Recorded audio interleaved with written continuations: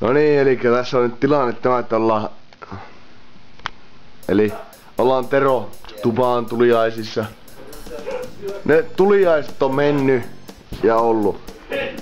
Tilannehän ei oo kovin häävi tässä vaiheessa iltaa. Täällä on rumia miehiä talossa. Ei yhtään naista. Ei yhtään naista. Ei yhtään, no niin, tuolla. Nuo miehet alkaa rakastelen keskenään. Sitten saunaa on sammunut joku jätkä. Lähdetään kattelemaan. Tää ei oo häävinäkin. Kattokaa oikeesti. Akku loppuu. Ei loppu. Eikö sulla oo vitu videokuvaa päin? Niin, mä kuvaan videokuvaa. Täällä on... Näin kato. Mies herää siinä vaiheessa kun kalja kaatuu. On se hieno. Mutta siis, ei se... Bileet, hän ei tästä enää parane. Tuletteko te saada? Tule. No heti!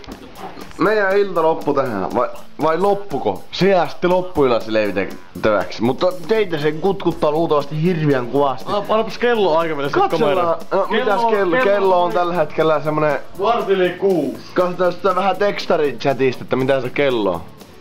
10:06. Missä se kello? Tuolla alla. Alhaalla on kello 10:06. 7 yli. No ei sitä näy nyt tällä hetkellä, mutta kello on 7:06, elikkä ihan asiallisen verran. Ja bileet on vasta niinku parhaimmillaan. Toistaiseksi. Nyt tämä loppuu tämä lähetys tähän. Saanko muuten puhelimeen soimaan kännykän? Puhupa nyt oikeesti. Häh? Hannu, sano mitä mitä sä oot? Kännykän. Eikö siis mä... Hannu, hei! Hiljaa! Hannu kertoo. Tässä on naista, mutta sitä ei nyt saata. Miksi? En mä poikin kesken täällä vaan olla. Kenen poikia? No sinun, minun, Rattopoikia. Matiaksen Jonin, Rattupoikia. Peltarvo veljesten ja Mältin. Hei Jyri. No, Peltarvo veli. Ahistaako sinua tämä tilanne? No ei mä oikeastaan aika tottunut tämmöiseen poikien väliseen juttuun. Pimpit on harvassa kiveen alla. Pimpsa.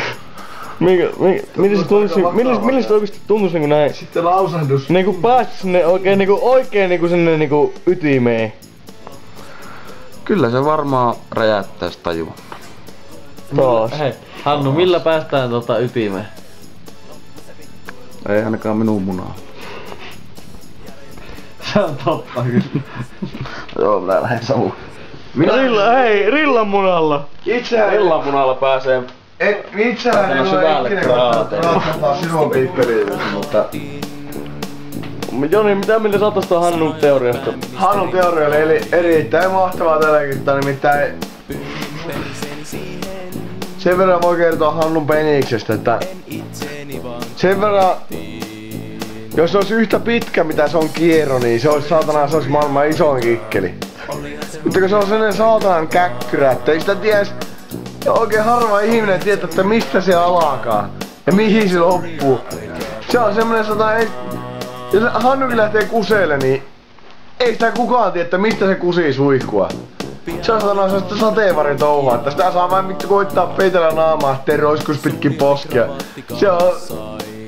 Se on semmonen suhari, että... Mä en tiedä, onko se mies niinku oikeesti kasvattanut sitä semmosen vai onko se vain tullut. Mä en tiedä, se on joku synnytäinen lahaaja. Niin... Vika.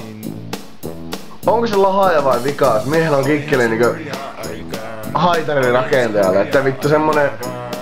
No okei, jokainen tietää haitari. Sitä puristaa niin se menee lyttyy. Aukasee. No se aukeaa. Hannulla on vähän samanlainen kikkeli. Se ei vaan vies puristaa, se vaan itsekseen liikkuu se kikkeli. Se menee niinku kiinni ja aukeaa. Se vaan vittu ruiskuttelee vittu tavaraa ympäriinsä. Oot sä lopettamaan tarinan vielä jossakin vaiheessa? No oikeastaan Hannun tarinahan ei lopu ikinä, koska Hannusta riittää tarinaa aina, niinkö loppuu ikään. Niinkö vittu... Hannu ja Hannu vehkeet, niin ne on vittu niinkö...